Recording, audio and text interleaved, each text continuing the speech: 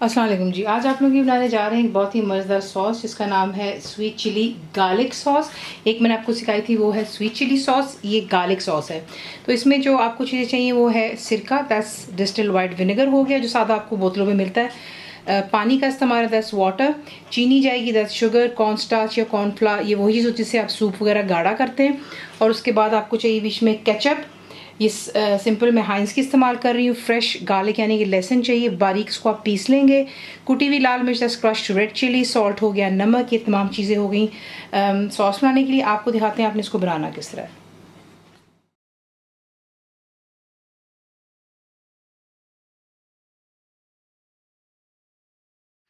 सबसे पहला काम आपने यही करना है कि जो आपको कॉर्नफ्लावर दिखाया था उसमें मैंने पानी डाल दिया हुआ है और इसको अच्छी तरह मिक्स कर लें ताकि इसमें कोई लम्स ना हो।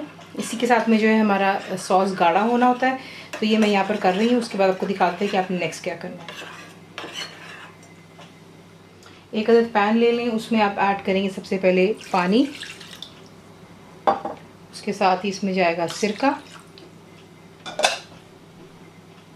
चीनी,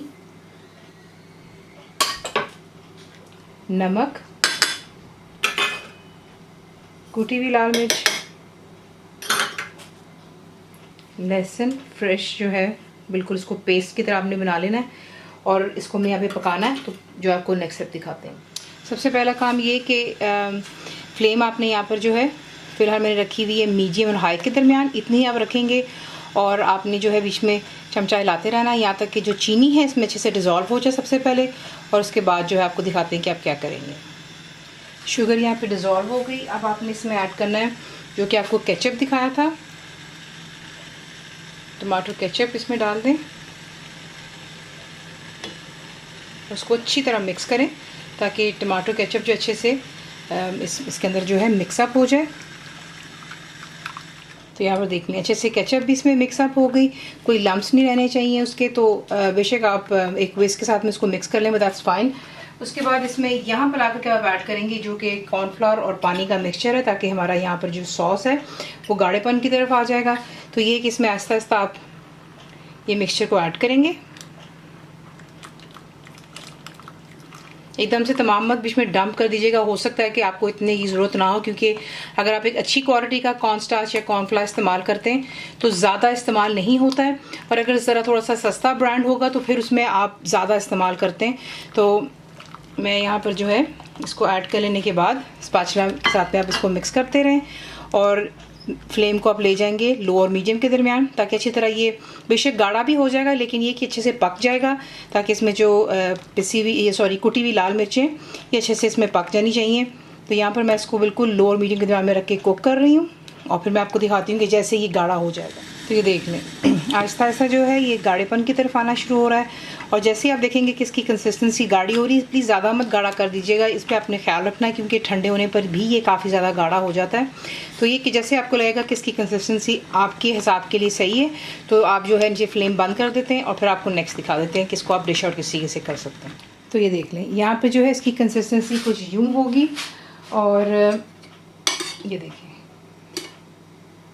ठीक है। अगर आप इसको और गाढ़ा करना चाहते हैं वो बेशक आपकी अपनी चॉइस पर है। जैसे ही ठंडा होगा आप इसे स्टेरिलाइज बोतल जो होती है शीशे की उसमें रख लें, प्लास्टिक का हो लेकिन मेक श्योर कीजिए अच्छे से आपने उसको वॉश किया हो। और उसके बाद वो जो है एयर ड्राई यानी कि हवा में खुश्क होना चाहिए, बीच में कपड़ा वगैरह मारने की ज़रूरत नहीं है। इसे बना करके आप फ्रिज में रख सकते हैं आराम से 1-1.5 माह के लिए, ख़राब नहीं होता है। और सिर्फ ये कि इसमें गीला या झूठा चमचा इस्तेमाल नहीं करते वरना इसके ऊपर एक जो जाला सा बन जाता है तो ये जल्दी ख़राब हो जाता है। नॉट फॉरगेटिंग इसके अंदर हमने जो सिरका डाला है वो भी एक जो है इसको प्रिजर्व करने के लिए हेल्प करता है। तो ये यहाँ पर तैयार हो चुका हुआ है परफेक्टली। इसको डालते हैं स्टेरलाइज्ड जार में और फिर जो है इसको जो है आपको दिखाते हैं कि इसका एंड रिज़ल्ट जो है जार में किस तरह दिखता है। तो ये देख लीजिएगा कितना खूबसूरत इसका कलर है और ये देखिए टेक्सचर भी बिल्कुल परफेक्ट है उसी तरह जिस तरह आपको बॉटल में मिलता है। तो ये इसी के से यहाँ पर तैयार हो गई हुई है। आपको रेसिपी पसंद आती है तो उसे लाइक शेयर और सब्सक्राइब ज़रूर किया करें। कंप्लीट रिटन रेसिपी के लिए आप जाएंगे मेरी वेबसाइट पे which is cookwithfaiza.net पर। बनाइए आपको कैसा लगा, दुआओं में याद रखें and thank you for watching the video.